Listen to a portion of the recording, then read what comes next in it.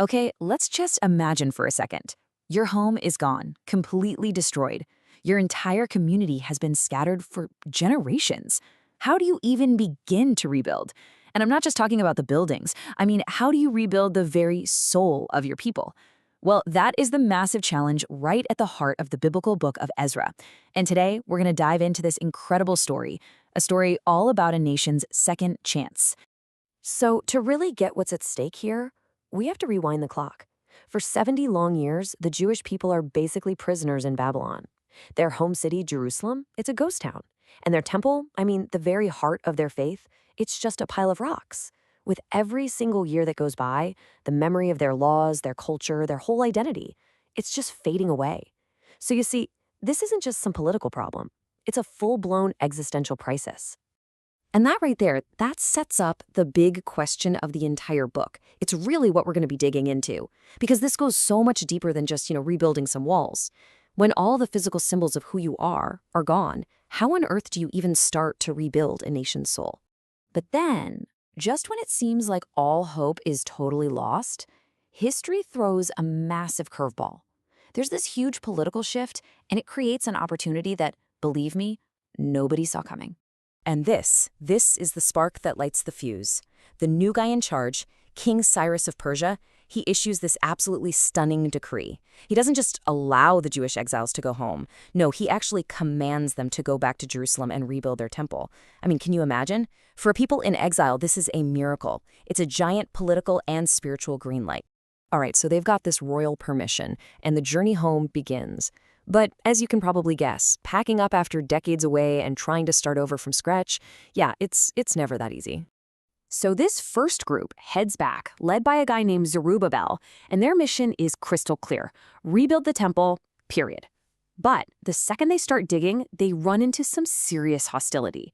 The people who've moved into the area in the meantime, they see this rebuilding project as a threat, and they do everything they can to shut it down. And you really need to look at this timeline, because it just shatters any idea that this was some quick happy-go-lucky project. They get the foundation laid, but the opposition is so intense that all work just stops for almost 20 years. Seriously, let that sink in for a second. An entire generation is born and grows up, and the whole time, that dream of a new temple is just a half-finished construction site. Okay, so let's fast forward a bit. Decades have passed. The temple, it's finally finished.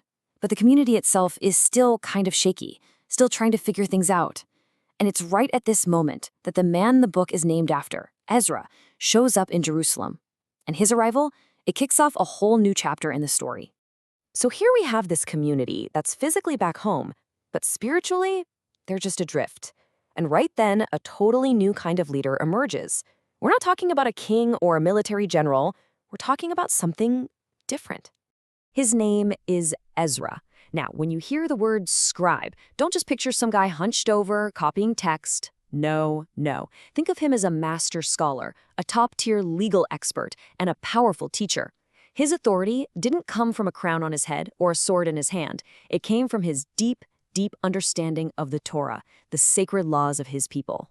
And this really gets to the heart of what Ezra was all about. He shows up and he sees it right away. Sure, the physical temple is standing again, but the spiritual foundation of the community, it's a mess. So his mission has nothing to do with bricks and mortar. It's all about education. He gets that if this nation is ever going to be truly restored, the people have to reconnect with the laws that make them who they are. But as Ezra starts teaching the law, he discovers something. A widespread problem that he believes could unravel everything they've worked so hard to rebuild. He's face to face with a major spiritual crisis right in the heart of the community. So what's the issue? Intermarriage. He finds out that a lot of the Jewish men, and we're talking leaders and priests here too, have married women from the neighboring pagan cultures. Now, it's really important to understand that for Ezra, this wasn't about race or ethnicity, it was about religious identity. He was terrified that these relationships would drag the people right back to the kind of idolatry worship that got them exiled to begin with. He saw it as a threat to their entire covenant with God. And the way he handles it is really methodical. He doesn't just show up and lay down the law. First, he teaches. He makes sure the people understand why what they're doing is a problem according to their own laws.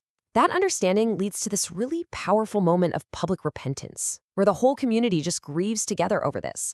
And only after all that do they move to renew their covenant, their sacred promise with God.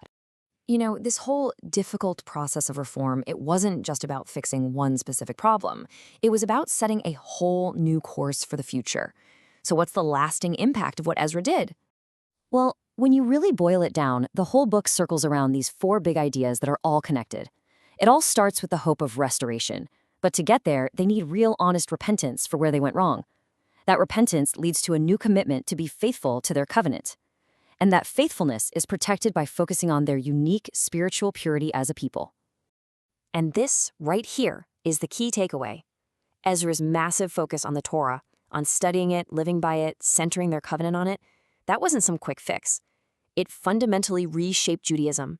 It put the sacred text right at the very center of Jewish life and identity, and it stayed there for all the centuries to come. His work left a huge, lasting legacy. So in the end, the story of Ezra leaves us with this really powerful question, one that still resonates today. The lesson seems to be that, yeah, buildings can be rebuilt, but that's meaningless if the soul of the community is gone. So it makes you ask, for any community, any nation, any group trying to rebuild itself, what is the one thing, the one non-negotiable part of its identity that it absolutely cannot afford to lose?